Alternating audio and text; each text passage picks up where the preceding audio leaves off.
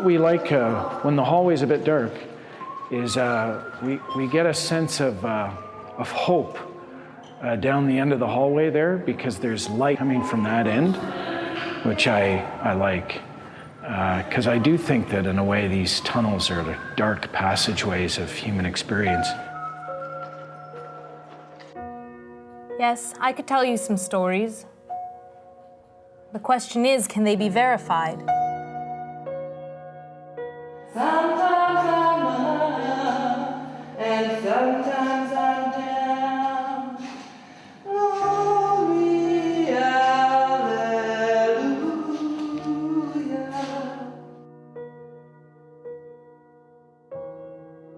You must never look like a patient, or else people will judge you, scrutinize you, observe you intently to see if you are crazy. Crazy. I'm not supposed to use that word in here. It's all kinds of connotations. Don't tell anyone that I use that word, all right? All right. It's fun to see the reaction of people seeing the building for the first time, because it is a terribly evocative building, and a building that just feeds your imagination and makes you want to respond to it in creative or artistic ways. When we arrived, there was no one here. Andy was supposed to meet us, but we had no idea where he was. And the door was open that one creepy inch. Didn't turn on any lights, and found ways into the basement. Then you see your room and you're like, oh, this must be the room where this and this and this happened. And you get to sort of let your imagination go crazy. And I loved it. I thought it was great. And I'm walking through this incredible building and feeling these feelings. It's like I've called it ghosts before, and I know it's not ghosts, but it's like everywhere you look, there's these stories that are just like coming at you. And as I drove up the long driveway, I was saying, so this is the mental hospital. And then touring through it, I couldn't get over all of the abandonment and darkness I felt about the room. This place may remain vacant until it's demolished. For the historic sense and purpose of this, I hope that doesn't happen. But it's also an extremely expensive building to maintain. A building at a transitional period in its life, in decline or decay, seems to exude the stories or give up the stories that are embedded in it. Site-specific theatre works with the history, the archived history and the legends and myths and oral history that comes out of these particular sites.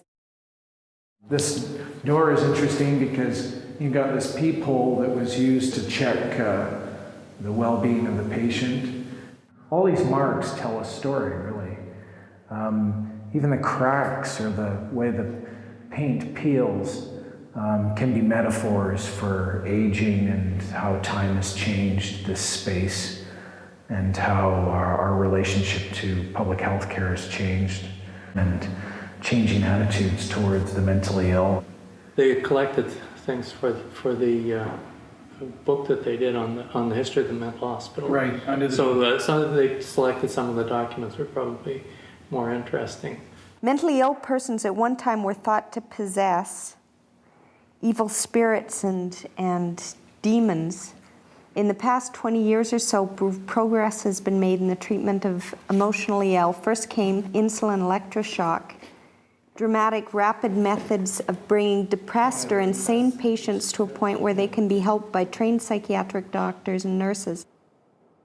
I think society was very afraid of emotional disorder. They didn't know what it meant. Were they obsessed with something? Was there some evil spirit making them do this? And I think in the 1930s and 40s, a lot of society felt that way about emotionally disturbed people. They were very afraid of them. And the other thing was to put them out of sight, out of mind. And quite often you would find psychiatric hospitals outside of small towns, much like Weyburn was. That 1921 when it was built.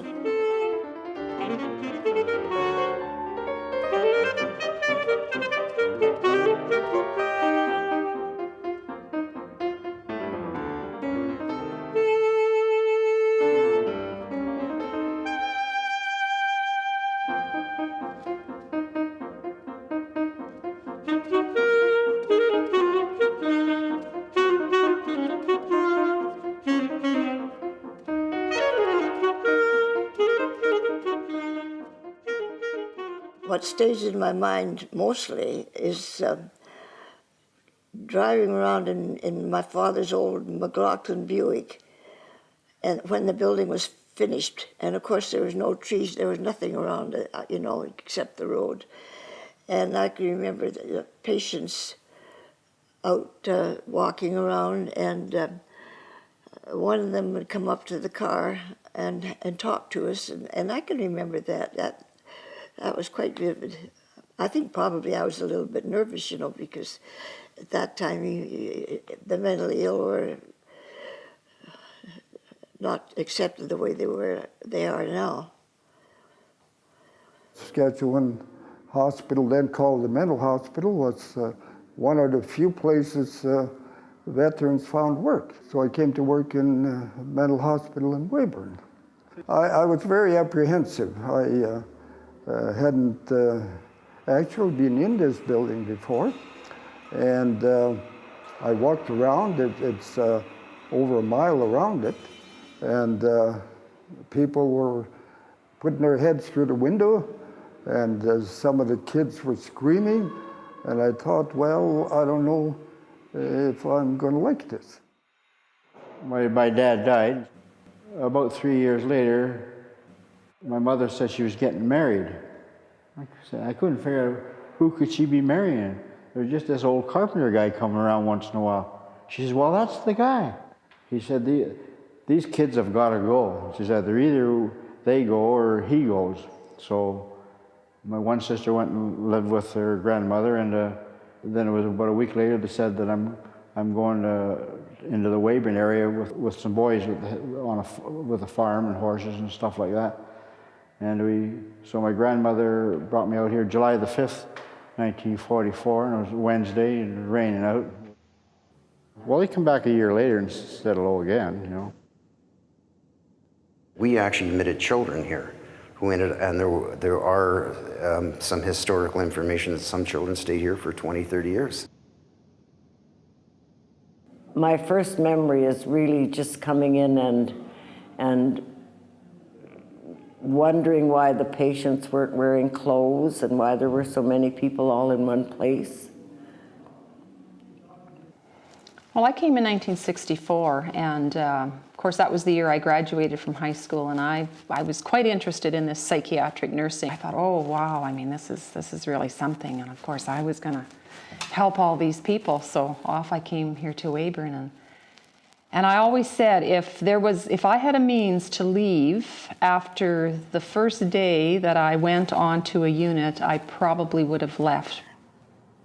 I just feel so trapped. I was first really scared of the environment, like a lot of the other performers and the other artists. I couldn't be in here by myself. But now I've settled into it the way a nurse my age back in the day might have gotten used to it. Well, you entered the building in a beautiful marble staircase, and it had brass railings.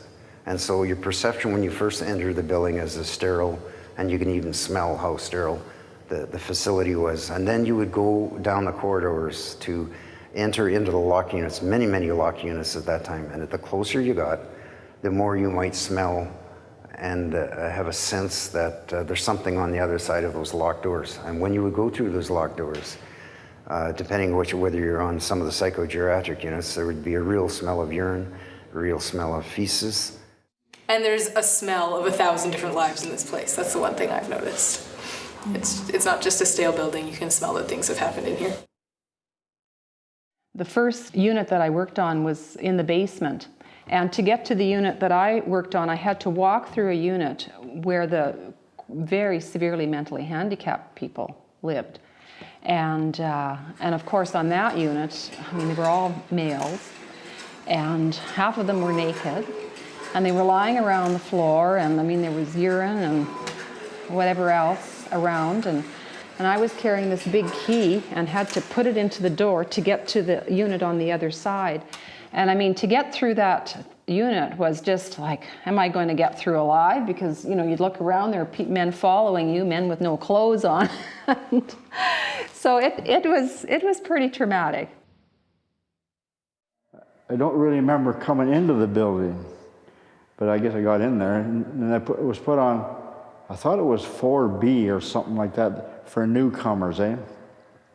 And then all there was spittoons on the floor and tobacco butts just laying all over, and then and I was wondering, what the heck am I doing here? There's no kids here or nothing like that. So this here one guy came up to me had a white coat on. He says, you have to do what we tell you to do from now on. We're like your parents. This is your home. So you do what we say and everything will be fine. This was also a shelter for the underprivileged and the unwanted, because it's a government institution, eh? So they had no other place to go, so they came here. Yeah, this was the dormitory. Oh, you guys could film in here. Yeah, and it's still very similar. It's nice and warm in here too. And my bed was right here. This was where my bed was. First got here within 5 days. That was when they put you in. Seemed like it was a hospital ward area, but anyway, you're sort of in bed. Then all of a sudden, then you started. Then these guys just started running their hands over you under the cover. What the heck's going on here? And I knew then the perverts were all. I realized the place was just loaded down with pedophiles. But they had no name for them. I just knew that I never had anybody bothering me before. And then I didn't know nothing about oral sex and all that, but I sure had enough of that. I'd say I had oral sex at least 3 or 4 times a week, and that's for the whole time, eh? What's a 10-year-old going to do to somebody that's 200 pounds? You can't do nothing. This is my nightmare. I am covered with hands. They take hold of different parts of my body, staking out their territory. I was amazed and became educated in how the mentally ill were labeled, stigmatized by being labeled with derogatory names. Imbeciles! When a new patient was admitted, they would have a panel discussion, decide what unit he should go on. So the poor guy was sitting in the center and the 12 psychiatrists around. So one psychiatrist say, oh, I think I can't get anything out of him. He must be an idiot. Another psychiatrist say, no, I heard him. He said 2 or 3 sentences and he made some sense. Oh, they all agreed he must be a moron. Morons! There was one time there was about 10 or 12, I don't know if they're doctors or who they were, and they're reading off all this here stuff, and none of it made any sense. They, to me, said that I played with dolls or whatever, eh?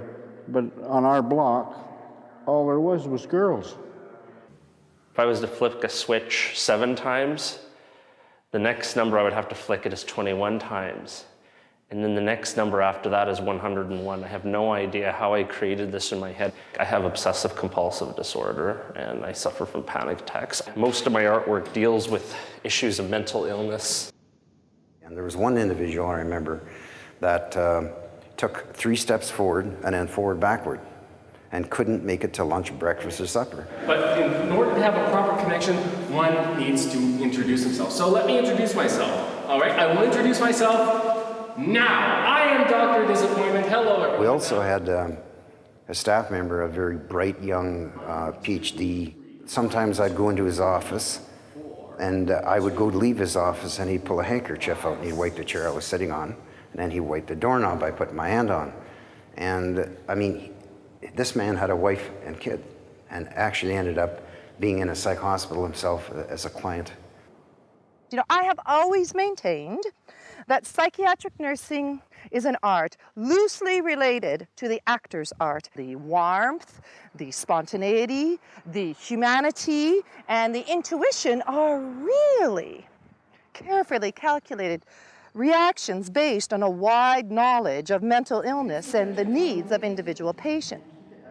Acting is very much like that. It relates quite well to maybe some of the people that were in this space that never quite knew who they were or what they were doing. They're getting a whole bunch of artists together, artists from all over the board, like theater, music, visual arts, all that, and really putting them together to be able to talk about this issue, talk about the hospital and the whole idea of madness. A lot of people see art as being closely related to it just because of the fact that artists have always been thought of as being outside of the norm. There's that guy that did all the murals, and they say that possibly he was put in just because he wouldn't stop painting. And that's pretty bad. I know a lot of people that would probably be put in this place if that was the reason. Well, I think we are making a big statement about the thin line between the patients and the workers, and how it was basically just this label that you are insane and you work here, so you have to be sane, where a lot of the stories show differently. We'd hear people from uptown, you know, businessmen. They said, well, you guys working up at the mental hospital, the only way we can tell the difference between you and the patients, you're carrying keys, you know. Because women were so housebound, horse and carriage being the main source of transportation, men did most of the communicating on behalf of the family. So a man could go to town to pick up the mail and supplies, and the next thing his wife knew, she was being shipped off to Weyburn. There were people who admitted here that actually weren't psychotic, that might have had some difficulty with their family or difficulty with society, but somebody would swear a commitment with a judge, and that individual would be admitted. And then they would get institutionalized, and they would stay for a long time. Well, it really was a catch-all place because, you know, over the years, you not only had people with mental illness like depressions and schizophrenia, but the mentally handicapped. The mentally handicapped came here. Alcoholics were sent here. Epileptics, people with epilepsy, but really didn't have a whole lot of other problems, they were sent here. I know she's epileptic. I just thought if I tied her down, maybe she'd try and hold it in for once. I mean, why do we even have these anyway?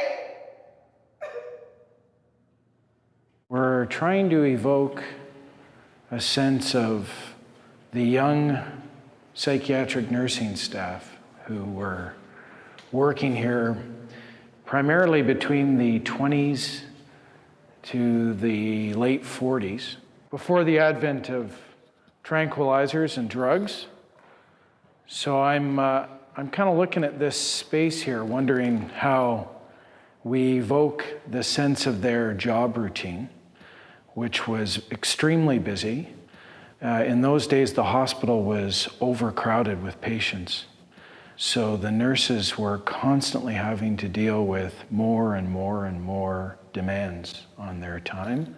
It was so crowded that we had to set up beds in the dining rooms, in the dining areas. And perhaps we could put about 100 beds in each dining room.